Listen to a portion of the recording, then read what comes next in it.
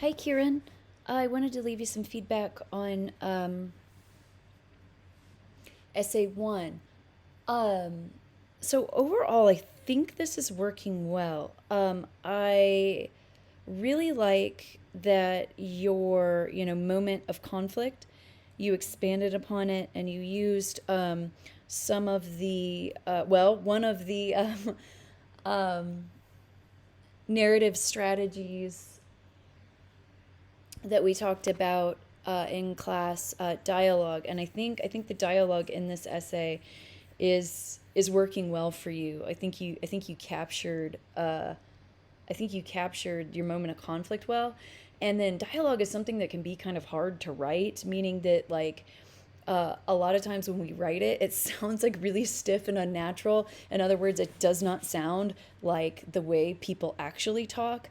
But I don't think that's what's going on in your essay. In fact, I think the dialogue does feel very natural, and that like you're capturing like these short, choppy moments, and a lot of times that's how like speech works, right?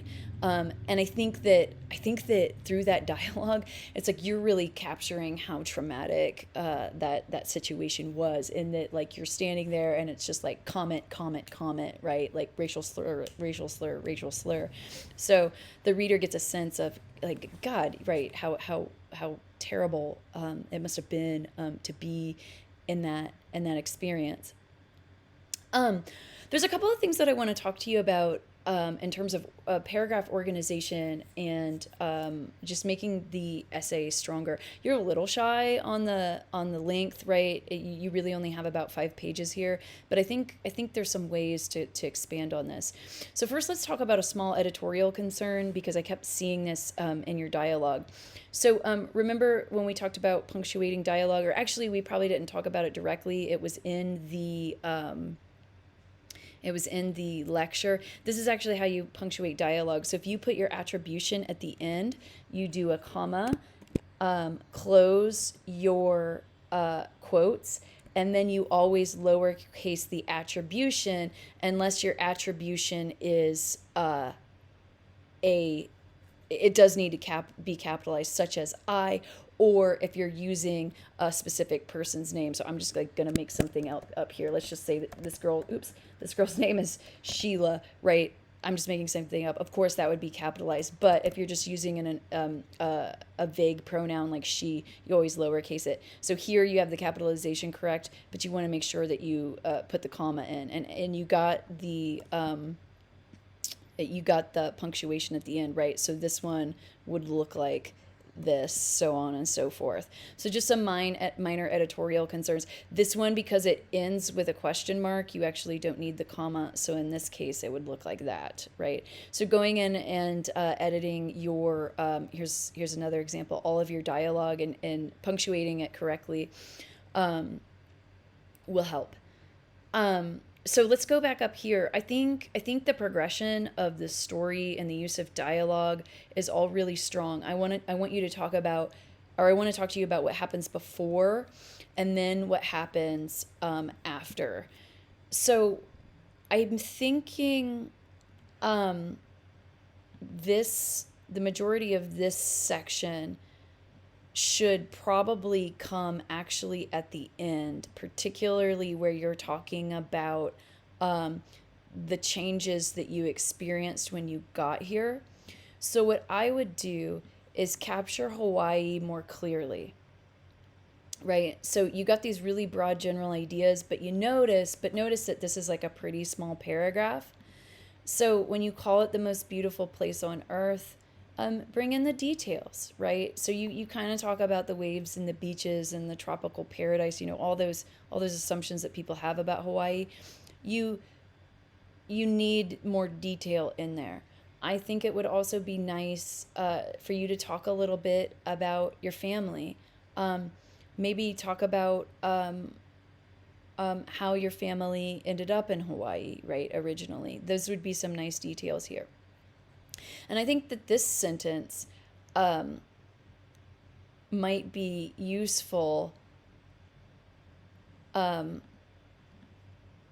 here as well. Uh, I like that because if you think about it, this paragraph is going to work really well following this paragraph. Because this is where you start talking about, you're transitioning from Hawaii into talking about racism.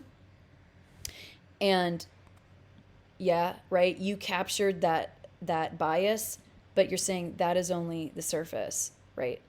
And then you start talking about what what is commonly called reverse racism, at least in the mainland, right?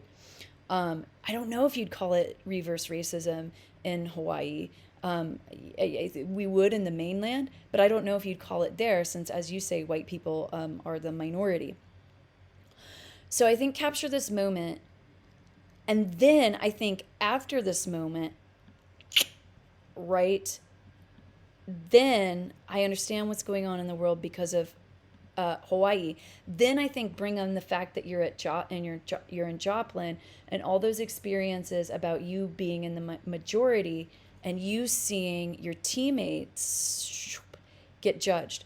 You very, very briefly hit on the idea of racism in Joplin, but you don't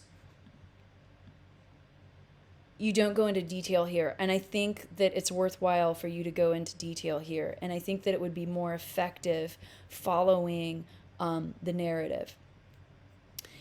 And then I want to also talk to you about this idea, right? So yeah, you might think this through a little bit more.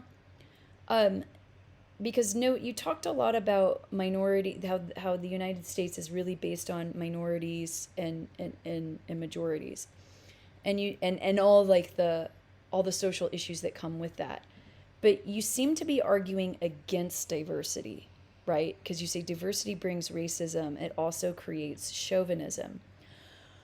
I would argue that that is not diversity that does that, but in fact it's in human nature.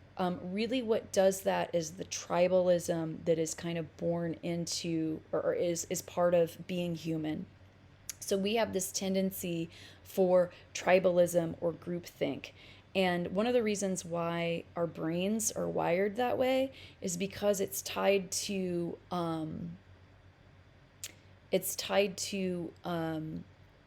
survival mechanism, meaning that back in the day when we were cavemen and women, we needed each other in order to keep each other safe, right? And one of the ways that we built bonds with each other is we looked for the commonalities that we did share, right?